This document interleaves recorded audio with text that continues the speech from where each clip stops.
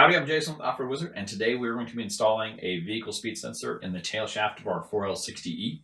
We took a two-wheel drive transmission and converted it to four-wheel drive and hooked up a 203, 205 doubler to it. So I have no provisions for a speed sensor, a vehicle speed sensor at all, which I need for this particular motor. So Jags that run Stealth Conversions, they sell a kit that actually attaches to the tail shaft of the 4L60E. And you get the vehicle speed sensor straight off of that, which is actually kind of nice. It's a pretty good kit. It was really easy to install, so stay tuned.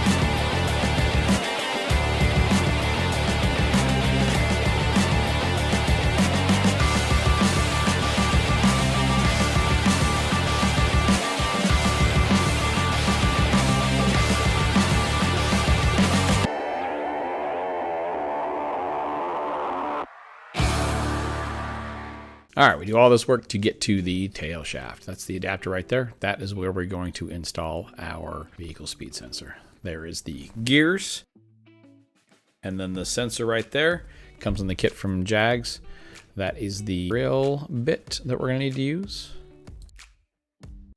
All right, so you can either go right here on this side, or you can go same spot on the other side. We're gonna go this side. It should clear all of our linkage that we have here, and it'll be closer to my wiring, as I don't have to go over or under to get to the other side. So that's what we're gonna do. So I'm gonna put the collar on just to verify where abouts I'm gonna have to drill. They said it doesn't have to be real exact, so we're gonna get as close as we can anyway though. Collar goes on with that part towards the front and just slides over the teeth of where the speedometer cable normally would go. So it looks like, yeah, it looks like just basically in the middle of that. Yeah, in the middle between here and here. I guess I can't really mess it up. Just between the middle. We're just gonna do it there. So we gotta tape off some stuff first. There's a couple holes in here that we want to cover. They're on the bottom. There's 2 little holes. And then we just run some tape over. I might have to clean that up a little bit more, actually. Yeah, I'm gonna have to clean that up better. It doesn't want to stick because there's still some fluid residual. We're not forcing anything down there, so basically just as long as it gets covered, we should be good to go. Apparently going over that little nub, it didn't like that. Oh, that's better. That's way better. So 2 small pieces of tape. Right there with that. Cool. All right, here goes. I'm returning back.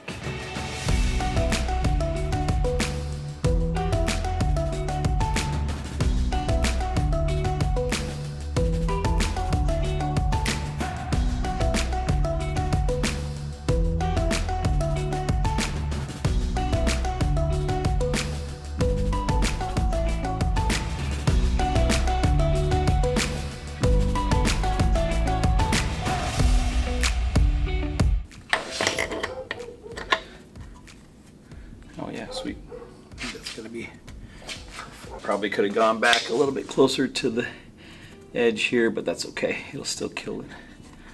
Sweet. Okay, so that drill bit is slightly smaller than what is actually needed. You need a 17.5 millimeter, which is a 0.689 inches drill bit, and that is an 11/16, which is a point. What did I say? It needs to be. It's like 1/100th of a millimeter or of an inch off. So it's 0.698, and that is a 688, if I remember right. So it's going to be a little smaller than what's needed. So this is going to take a little bit more to get going on it. So we'll see. If I have to auger it out a little bit, I will auger it out a little bit. This is just cutting fluid, tapping die, that type of stuff. And I don't have a big T handle for this thing, unfortunately. I don't have one big enough. So we are going to use a 12 millimeter here and see if I can get this started.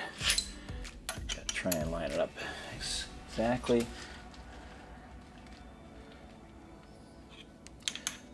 It is a brand new tap, so hopefully it just glides in there like butter. It is aluminum, which is a little softer than, well, I guess it's harder, but it's softer than metal. Gotta try and keep this thing clear through. So we're just gonna keep going, because we got to get to the part where it's not tapered. There, I feel it getting easier. So we're just gonna run this out.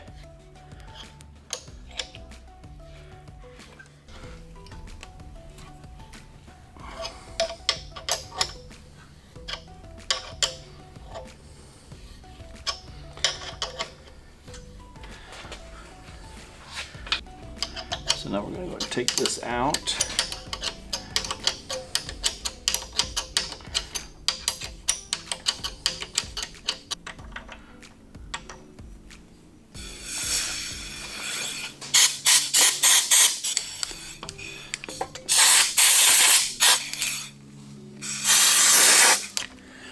Here is the sensor.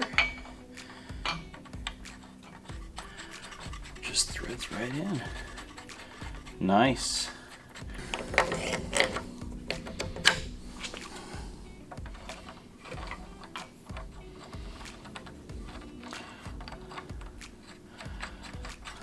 So you're supposed to screw this all the way in until it hits, and then you back it off 1/2 turn, which is cool. I have plenty of thread to do that. All right, so the collar goes on the inside. Get this thing in place. Now the hard part.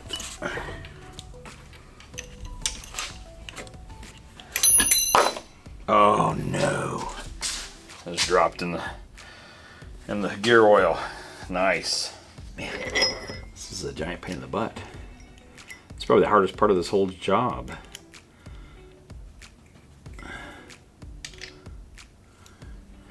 Let me tighten this up just a little bit more. So That's where that color needs to be at. Okay. Here we go. I'm in. Oh, you bastard. So it's a 3/16 Allen wrench, which I don't have. So I took mine and I ground one the next size bigger down just a little bit so it fits into the slot. So that probably isn't helping my case at all. Tighter.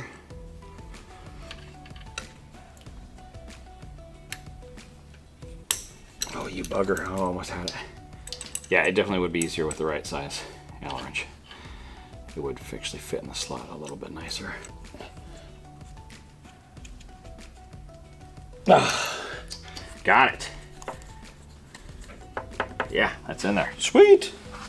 All right, so there's the thing. I'm going to, you can see there's a seal. I don't know if you can see. There's a seal right here. Hope you can see that. And then they say to epoxy this in place once you get it in place. So I'm going to do kind of two things. I'm going to blue Loctite and then I will epoxy after that to seal it. So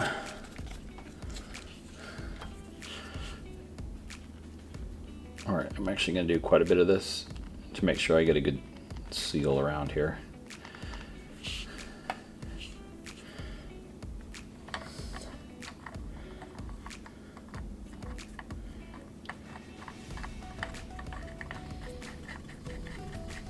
Anyway, so it's hard to see this black thing here, but that's the end. So I'm going to go until it touches. And there, it's touching right there. And then they say back off 1/2 turn, so 1/2 turn right there. That's where it stays.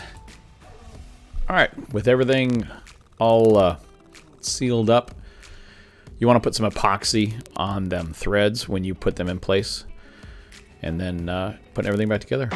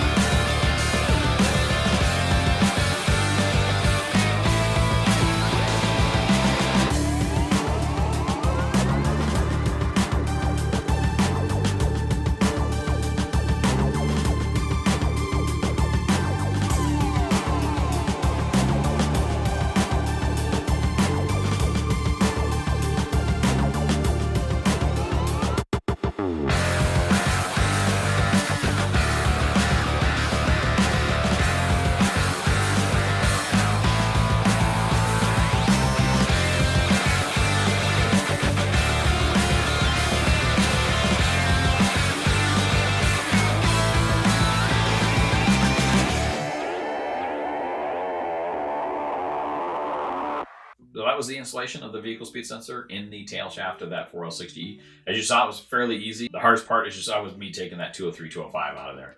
So all in all, it's a really nice kit. I was really impressed. They've got a lot of good information about speed sensors for multiple different vehicles, which is nice, but it's definitely necessary on these newer rigs that need a signal from somewhere.